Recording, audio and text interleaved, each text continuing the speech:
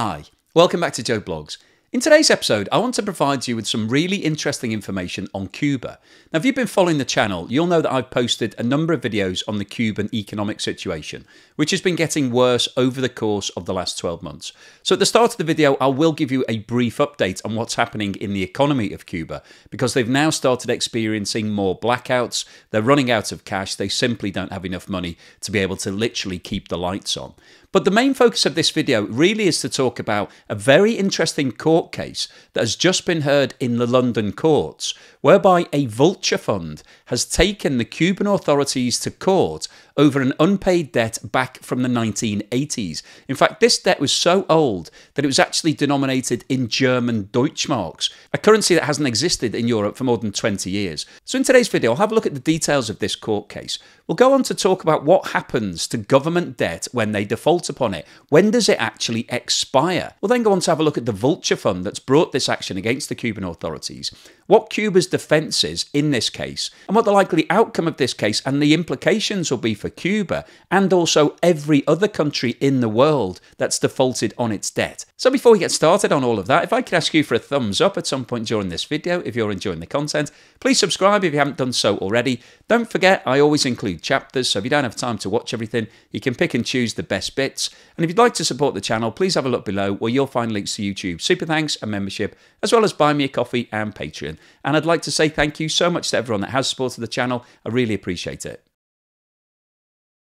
Cuba is the largest of all of the Caribbean islands and has a population of around 11 million people. Cuba is located around 100 miles from the south tip of Florida and is so close that the old joke goes, what's the capital of Cuba? Miami. If you're looking for a detailed history of what's happened to the economy of Cuba, please check out the videos that I posted last summer. However, just as a quick recap, up until the late 1950s, the USA and Cuba actually had a very strong trading relationship. However, in 1959, Fidel Castro took over as the ruler of the country and introduced common ownership policies and took over ownership of a lot of assets that were owned by the American government and also closely aligned itself with Russia and the Soviet Union. As a result of this, the USA placed an embargo on Cuba and heavy sanctions have been in place against Cuba since 1962.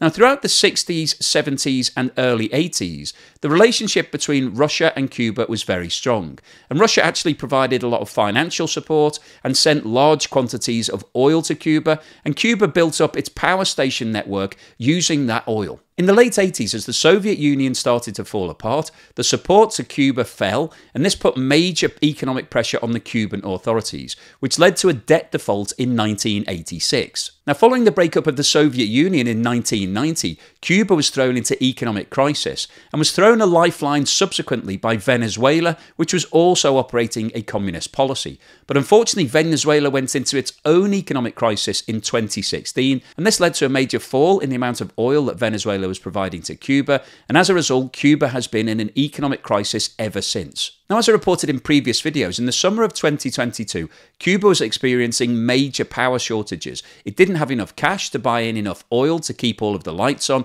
and so it was forced to introduce planned blackouts. And unfortunately, those planned blackouts have now returned. The Cuban Minister of Energy and Mines has announced that rolling blackouts will resume in Cuba and will last until May 2023, while the country overhauls its decade-old oil-fired power stations ahead of the energy-intensive summer season. The blackouts are forecast to last around 3 hours each, and repair and maintenance work on the plants will continue throughout the year to continue incorporating power and increasing the reserve to reach June, July and August in better conditions than the previous year. The Energy Minister went on to say that unexpected problems with power generation could flare up again in the coming months, causing more severe blackouts, but nothing like the 10-hour average of October 2022. Cuban officials have blamed fuel shortages, deferred maintenance and difficulties processing heavy sour Cuban crude also burned at its plants for hobbling power generation. Now, alongside the problems that Cuba's experiencing with regards to power generation, it's also got shortages of food. And over the course of the last 6 months or so, the ties with Russia have started to strengthen again. Russia recently announced an emergency donation of 25,000 tons of wheat to combat shortages on the island, a further sign of deepening ties between the two long-term allies. As part of a dockside ceremony in the Cuban capital of Havana, the Russian ambassador stated that this donation accompanies Cuba's efforts in its development in areas such as industry, machinery, transportation and energy. In response, Cuba's Deputy Minister of Foreign Trade said that the Russians had provided Cuba with food and medicine recently as part of an enduring relationship between the two countries. The Russian government and the people have been on our side in difficult times since the pandemic, she said in a brief interview. Russian President Vladimir Putin and his Cuban counterpart Miguel Diaz-Canel unveiled a monument in Moscow in November to revolutionary Cuban leader Fidel Castro, pledging to deepen their friendship in the face of US sanctions against both countries. Cuban state media said in December that the grain deliveries were part of an $11 million package earmarked by Russia to purchase and deliver wheat to Cuba. And this delivery follows on from the 20,000 tons of wheat shipped from Russia to Cuba in April. Now, as I mentioned at the start of the video, the USA placed sanctions against Cuba in 1962. However, these sanctions were not applied by the rest of the world, so Cuba still had trading relations. And in the 1960s, 70s and early 80s, Cuba was able to raise debt in the international markets. However, as I mentioned earlier in the video, by the mid-1980s, Cuba was struggling financially. A lot of the economic support that was being provided by Russia in the previous 2 decades had dried up, and it simply didn't have enough cash to be able to make the interest or principal repayments on any of its debt. And in 1986, it formally defaulted on all of its international debt obligations. And I've been asked the question a number of times as to what happens when a country defaults on its debt. How does it compare to when a company defaults on its debt? Well, if we talk about company situations first, when a company gets into financial difficulty and can no longer pay all of its debt obligations, it can go through some form of process. So that process might be Chapter 11 bankruptcy in the USA, or liquidation, or some form of resolution whereby you can agree a settlement with all of your creditors. So you agree to pay them back a percentage of the debt that you're owed. The company can sign a formal agreement, make the payments under that agreement, and then move forward. But the situation with regards to countries is slightly more complicated because there isn't a Chapter 11 bankruptcy process for countries. There isn't any sort of resolution that you can go through. And as a result of that, any debt obligations that a country issues are actually everlasting. They always own that debt, unless you can get everybody around the table and agree some form of settlement. Now, the debt that Cuba had issued in the 60s, 70s and 80s was split into 2 distinct categories. There was intergovernmental debt, so money that Cuba had borrowed from other countries officially, and then there was commercial debt that Cuba had taken from banks and financial institutions. At the time of its default, the governmental debt that Cuba had taken on was split into 3 categories. It had around $9 billion worth of debt out to Russia as a result of the strong relationship that they'd had. It had around $750 million worth of debt directly from Japan. And then it had around $11 billion worth of debt from a collection of countries that were calling themselves the Paris Club. In terms of agreeing a final settlement on all of its outstanding debt, Cuba agreed with Russia that it would pay back 10% of the $9 billion that it owed, and in exchange for that, Russia agreed to write off 90%. Cuba then struck a deal with Japan to pay back 20% of the $750 million that it owed, and in exchange for that, Japan agreed to write off 80%.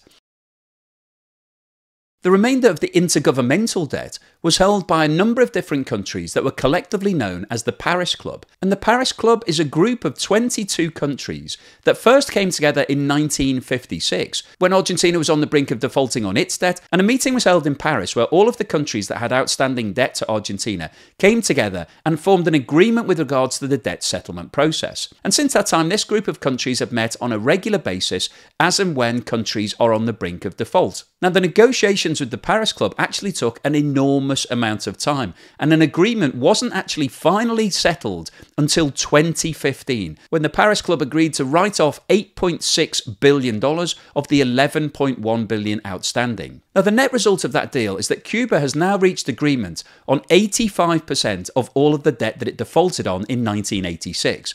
However, the other 15% is held by a group of commercial lenders known as the London Club. The name the London Club was coined in 1976 when a group of commercial lenders, or banks essentially, came together because Zaire was about to default on all of the debt obligations that it had issued to all of those commercial lenders. And they came around the table and tried to agree some form of negotiated settlement. Now, unlike the Paris Club, the London Club doesn't actually have any permanent members. It's effectively a term that's used for the group of lenders who have outstanding debt to any country that's on the brink of defaulting. And the the difference between the London Club and the Paris Club is that the members of the London Club are commercial entities who are lending money for the sake of making profit. When we're talking about intergovernmental debt that's provided to countries like Cuba, it's not just about making money. That money is being given to help develop the country, to bring it on, to try to get it to become a first world entity. Whereas the main driver for commercial loans is to make profit from that lending and to get back as much as you can from those loans. And that fundamental difference is one of the reasons why Cuba is now being taken to court, because one of the original holders of that debt has actually sold the debt to what's called a vulture fund. And that vulture fund is now doing everything that it can to force Cuba to pay back all of those loan obligations. So you may be asking, what's a vulture fund? Well, it has nothing to do with vultures or birds. This is basically a hedge fund that's been designed to pick up debt at a low price in the secondary market and then do everything it can to get paid as much as possible. So it's been reported that the vulture fund in question here, which is called CRF1, previously called Cuban Recovery Fund, picked up some of the Cuban debt around 10 years ago for around 10 cents on the dollar. So that means that for every $1 of debt that fund bought, it paid 10 cents. Now, if it can force the Cuban authorities to pay back 20 or 30 or 40 or 50 cents on that loan, then obviously that would represent a very good return from the vulture fund's perspective. And that's essentially what's happening here. And this is why the commercial debt is very different from the governmental debt. Governments do not sue other governments for repayment of loans. They agree some form of settlement, or they basically just decide that they're never going to get the money back. So there's basically no secondary market for the government debt. Those governments aren't looking to offload it for 10 or 20 cents on the dollar to some form of vulture fund. They will just write it off. Whereas a commercial lender will always look to maximize the value on any of its assets. So if there is a secondary market forming for things like Cuban debt and vulture funds want to buy that debt, then that commercial lender has an obligation to its shareholders to look into that contract and do that deal if it makes sense. And this is exactly what's happened in this scenario. The Cuban debt was originally owned by a French bank and an Italian bank. However, they've sold out of their position. They got paid 10 or 20 cents on the dollar by CRF1, and CRF1 is now the official holder of that debt. And they decided to take the Cuban authorities to court to get a ruling to say that Cuba has to repay all of this debt. Now, this document, which is dated the 18th of February 2020, is the original claim form that CRF1 lodged in the English courts against the Cuban authorities. And you can see that the two defendants are shown as the National Bank of Cuba and the Republic of Cuba. And if we scroll down to page 2, you can see that the first defendant is the National Bank of Cuba, which is officially the borrower of the debt, and the Republic of Cuba is the guarantor of those debts. So essentially, the nation of Cuba was guaranteeing the debt obligations of the National Bank. And this section details the loans that this court action relates to. The first was created on the 17th of January 1982 and was entered into between the National Bank of Cuba and Crédit Lyonnais, the French bank. And the second was created on the 30th of January 1984 between the National Bank of Cuba and the Italian bank Istituto Banco Italiano. And this section shows the amounts involved, quoted in euros. And you can see the principal amount that was loaned by the French bank was 11.5 million. However, because this loan is 39 years old and is in default, the amount of accrued interest is actually 41.6 million euros. So the total amount that's now due is over 53 million euros. And the original amount of the loan provided by the Italian bank was 2.9 million euros. However, accrued interest on that loan is over 16 million euros. So the total amount required to settle the original 3 million euro loan is now almost 19 million euros. Now, in terms of the defence that's been put forward by the Cuban authorities, they're saying that the vulture fund, CRF1, doesn't officially own any of these debt obligations because in the terms and conditions of the loans, the Cuban authorities are required to approve any transfer of that debt obligation. Now, CRF1 do actually have signed documentation from an individual called Don Stevenson who was representing the Cuban authorities. But unfortunately, Don Stevenson has subsequently been arrested and charged with corruption and bribery. So he's now in prison in Cuba, and the Cuban authorities are saying that he wasn't authorised to actually approve this transfer, and therefore CRF1 don't have valid ownership, and therefore the court case should be thrown out. And this issue is really going to be the crux of the case. If the judge decides that the transfer was illegal, and therefore CRF1 don't have legal ownership of that debt, then that is the end of the case, and CRF1 will have to take up their position with the French and Italian banks. However, if the judge decides that this transfer was legal and that Don Stevenson was an official representation of the Cuban authorities, that could have severe consequences for Cuba.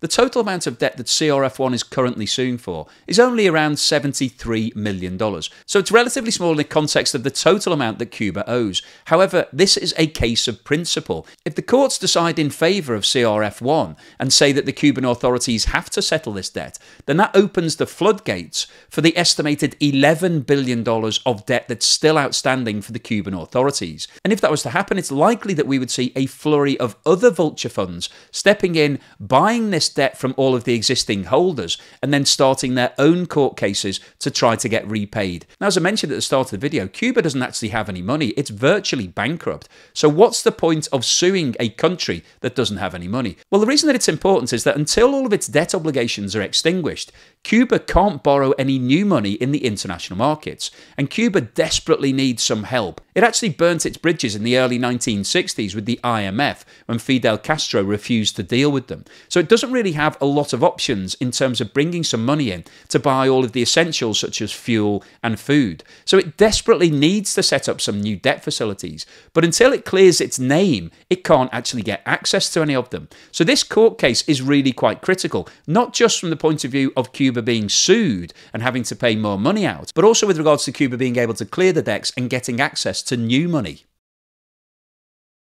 So what's the summary and conclusion today? Well, I wanted to post this video firstly to give a brief update on what's happening with Cuba. It's a very dire situation and it's not getting any better. Until Cuba gets access to a large amount of cash, it can't really solve its position because it's a net importer, so it's having to import large amounts of fuel and food, and it doesn't have any reserves to be able to pay for all of that. So over the course of the last 60 years or so, it's been relying upon relationships. Firstly, that relationship was with Russia and the Soviet Union. It then switched over to Venezuela. But since the Venezuelan crisis, which started in 2016, Cuba has been in a state of turmoil. So it really needs something to happen to get itself out of this situation. And realistically, one of the best options for Cuba would be to try to raise some debt in the international markets. But obviously, it's got a bad credit record. It defaulted on its debt in 1986, and it still hasn't resolved all of those outstanding loans.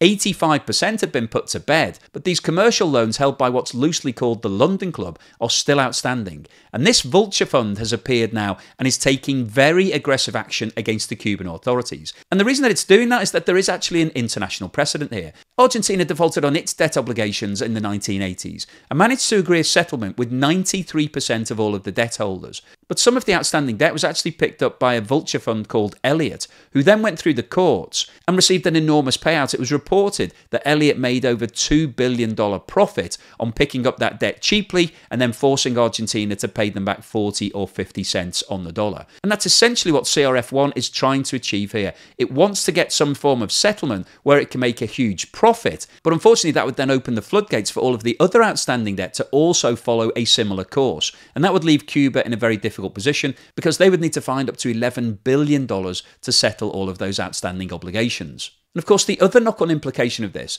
is that if this court case is decided in favour of CRF, then that opens the floodgates for all of the other countries around the world who've defaulted on their debt to suddenly get court action brought against them. And that would then make the situation even worse for all of those countries because they then need to find more money to pay off all of these new creditors at a time when they're needing to find cash to purchase fuel and food. Now, the testimonies in this court case have actually all been heard now, and the judge has gone off to make their decision. And it's likely to be 2 or 3 months before this decision is announced. And obviously, it will have major implications whichever way it goes. So as soon as that decision is announced, I will make a follow-up video to this one to let you know what the outcome was and what the implications are. So if you've liked what I've said today, please give me a thumbs up, and thank you for watching this video all the way through to the end.